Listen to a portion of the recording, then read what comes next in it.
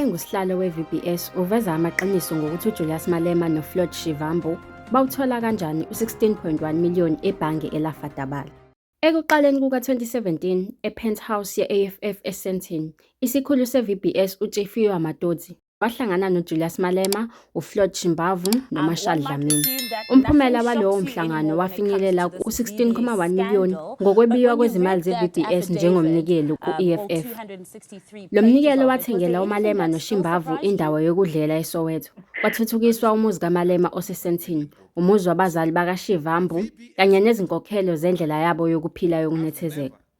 Owayengusihlalo we-VBS Mutual Bank, uTshefiwe Matodzi, ogwetshwe iminyaka engu-15 kuleli sonto ebhadla ejele ngokuqola kwakhe ibhange, usekhiphe imfihlo yeminyaka eyi-7. UJulius Malema noFloyd Shivambu bathenjiswa izinkokhelo ezivela e-VBS zokuxhasa i-EFF. uMatodzi uwavumile kuleli sonto amacala angu-33 enkohlakalo: ukweba, ukukhwabanisa, ukushushumbisa imali kanye nemikhuba yokuqola. Ugwetshwe iminyaka engu-15 ebhadla ejele.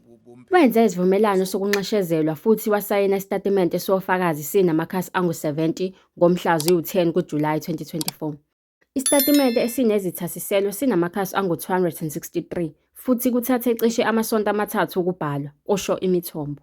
Kuyaphawuleka ekulandeliseni kukaMatodzi ukuthi uMalema noShivambu kubukeka sengathi babesebenzisa iqembu le-AFF njengegunya lokuxoxisana, baze bafike bathi indawo yokudlela eseSoweto iyindawo yokudlela ye-EFF, lapho amaqiniso ekhombisa ukuthi uMalema noShivambu basebenzisa cishe yonke indawo ngokuzicebisa bona kanye nokuthi i-EFF yazuza okuncane kakhulu ngohlelo olungekho emthethweni. uMalema noShivambu babazi ukuthi izimali abazithola e-VBS zazingekho emthethweni, kusho uMatodzi, ngoba uMalema noShivambu bakha inkampani yokuqala ebizwa ngokuthi iSkameka Project. Sasingekho isizathu esizwakalayo salezi zinkokhelo. Bamtshela ukuthi badinga imali yesitolo sabo sokudla eSoweto, futhi ngokusobala bazama ukulawula ukukhokhela ngemuva kokuphathwa kwe-VBS ngokubuyisela emumva enkontileka engazange ingene. ISkameka Project bekuyinkampani esemthethweni ephethwe umfowabo kaFloyd, uBrian Shivambu, futhi nginikezwe uFloyd ukuthi ngikhokhele engangikuthembise i-EFF, uMatodzi wabhala encwadini yakhe efungelwe. uMatodzi wachaza ukuthi konke kwenzeke kanjani. Ngaleso sikhathi i-VBS Mutual Bank yayinikeze lowo owayengumengameli wezwe uMnuz Jacob Zuma imali ebolekiwe yomuzi wakhe eNkandla. Lokhu kwadala isivunguvungu emphakathini futhi kwavela ukumenyezelwa okungekuhle ezweni, ikakhulukazi kulabo ababephikisana noZuma ngaleso sikhathi. I-EFF ibalwa nabanye abagxeka kakhulu ukubolekwa kwe-VBS kuZuma, kanti uMalema ubekhankasa esiteji ephikisana ne-VBS emibuthwaneni yezepolitiki. Njengosihlalo we-VBS, ngibe sengithatha isinqumo sokuthi kuthintwe uMalema ne-EFF ukuze i-VBS izochaza ukuthi ukuphi nokuthi imali ebolekiwe yatholwa kanjani. Umhlangano noJulius Malema ezindlini ze-EFF eSandton ngo-Ephreli kuya kuMeyi 2017 wahlelwa. Awukho umqulu wetatiyela obhalisiwe kwi-EFF ophakamisa ukuthi iqembu linendlu yokulala eSandton kuqinisekisa intatheli. Intatheli uJacques Pauw yanyathelisa encwadini yakhe ethi Our Poisoned Land. uMalema ayekwazi ukufinyelela kuyo futhi ngezinye izikhathi ayisebenzise ngokugcwele eRaphael Penthouse Suites eSandton. Yize kunjalo, uMatodzi uthe ePenthouse bekukhona uMalema, uFloyd Shivambu noMarshall Dlamini. uDlamini akazange abambe iqhaza emhlanganweni futhi ubehlezi kude nalapho kuthenjiswana khona, kubhala uMatodzi.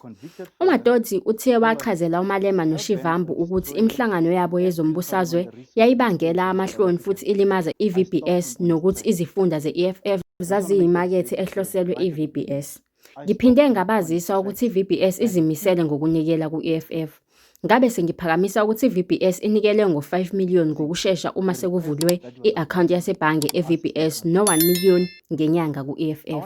Ngaphinde ngakubeka kwacaca ukuthi le mali ingafakwa kuphela ku-akhawunti ye-VBS, ngakho-ke i-EFF kufanele ivule i-akhawunti yasebhange e-VBS. Ophenyweni le-Daily Maverick, kuyacaca ukuthi le nkampani ayikaze ihwebe futhi ayikaze ithole enye imali ngaphandle kwezinkampani ezahlukene ezixhumene ne-VBS. Ngemuva komhlangano we-Penthouse, mina noFloyd sahlala sithintana.